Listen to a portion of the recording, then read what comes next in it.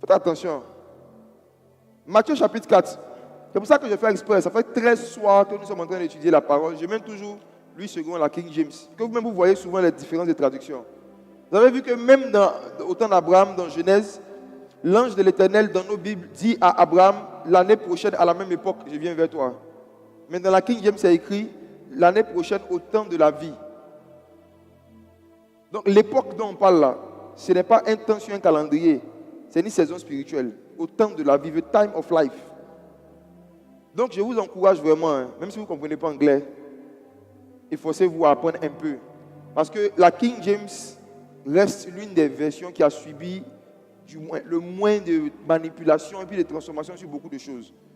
Bref, beaucoup de gens même ont l'impression que, d'après certains, ils disent que les anglophones sont plus profonds que les francophones. Ce n'est pas une affaire de anglophone ou francophone, c'est une affaire de version de Bible.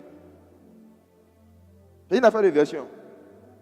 Regardons, dans Matthieu chapitre 4, Satan, après avoir cité un psaume, je vais encore dire une autre vérité sur Satan, par rapport à ce qu'on appelle la vérité. Dans Jean 8, verset 44, Jésus dit que le diable est le père du mensonge. Tout ce qui sort de Satan est un mensonge. Donc le mensonge ne dépend pas seulement de l'exactitude de l'information, ça dépend de la bouche qui parle. Une information exacte qui vient de Satan est un mensonge. Par exemple, tu t'appelles Didier. Ok, c'est vrai, c'est ton prénom. Mais si Satan dit à quelqu'un que tu t'appelles Didier, c'est un mensonge. C'est pourquoi Jésus a dit quelque chose. Il dit, l'homme ne vivra pas de pain seulement, mais de toute parole qui sort de la bouche de Dieu. Jésus n'a pas dit toute parole de Dieu, la bouche de Dieu. Donc toute parole qui sort de la bouche de Satan, c'est un mensonge. C'est la bouche qui détermine si ce qui vient est la vérité ou pas. Donc même quand Satan prend un vrai verset et que Satan le dit, c'est un mensonge. Quelqu'un, je ne sais pas si c'est dans quel sens. Si par exemple Satan dit, car Dieu a tant aimé le monde, qu'il a donné son Fils, afin que quiconque croit en lui ne périsse point, mais qu'il ait la vie éternelle.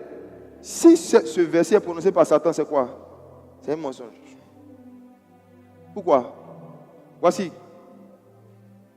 Un mensonge, c'est soit une information qui est fausse, soit une information qui est vraie, mais qu'on dit dans une mauvaise intention. La vérité, ce n'est pas seulement l'information exacte, mais c'est aussi une bonne intention dans laquelle on donne une information. Donc si quelqu'un donne une information exacte dans l'intention de détruire, dans l'intention de faire du mal, c'est un mensonge. Et quand Satan cite un psaume, c'est pour détruire. Car le voleur ne vient que pour égorger, voler et détruire. Donc tout ce qui vient de Satan est mensonge parce que l'intention qui est derrière là, c'est pour faire du mal. Pour faire du mal. Donc regardez, je vous donne encore un autre exemple.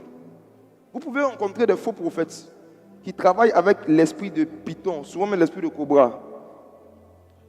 Et puis, il va te donner des informations exactes. Tu t'appelles tant, ton numéro c'est tant, ta grand-mère s'appelle tant. Et à la fin de tout ça, il va dire, en général c'est le modèle, c'est la DA, ils vont dire, il y a un esprit de mort, ou bien il y a un accident, il y a une maladie, bref, il y a un problème qui te guette. La solution c'est une offrande. Je vois que ta grand-mère veut couper ta tête. Ce soir avant minuit. Si tu ne veux pas qu'elle coupe ta tête, fais une offrande de 1 million. Tout ce qu'il a dit avant, c'était vrai ou pas? C'était exact. Ton numéro, ton nom, tes parents. Maintenant, il dit que si jamais tu ne donnes pas 1 million, on va couper ta tête avant minuit. Donc, en fait, tu vois tous les détails qu'il a donnés, c'est ce qu'on appelle le mensonge. Il a dit des choses exactes, mais c'était dans quelle intention? De soutirer de l'argent. Le mensonge. Il faut que votre conception du mensonge devienne plus profonde, surtout en ces temps-là où les gens ne craignent plus Dieu, où Dieu n'a rien dit à personne et les gens disent Dieu m'a dit. Où des gens entendent des informations, où ils prennent les informations sur Internet sur les gens.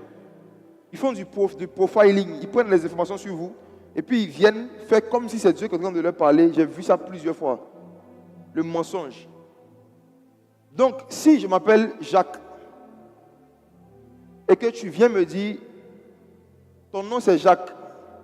Si tu as su ça, en faisant des recherches sur moi, et non par révélation, ce que je suis en train de dire est faux. Le mensonge. La vérité, c'est l'information exacte qui est donnée dans une bonne intention. C'est écrit dans Hébreux 4, le verset 12. Hébreux 4, verset 12 dit, la parole de Dieu juge les intentions et les pensées du cœur. Les intentions et les pensées du cœur. Satan donnait les psaumes dans quelle intention? C'est dans quelle intention il donnait les psaumes?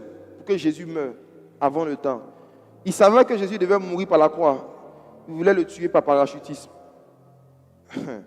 Si Jésus avait sauté qu'il était mort, on ne serait pas sauvé. Ce n'est pas juste la mort de Jésus qui sauve, c'est la mort sur la croix. S'il mourait en dehors de la croix, son sang allait verser inutilement. Et dans la vie chrétienne aussi, on ne se sacrifie pas partout. On ne sacrifie pas partout. Ton sacrifice peut être inutile parce que tu as fait ça au mauvais endroit. Bon, c'était une parenthèse. Donc, dans Matthieu 4,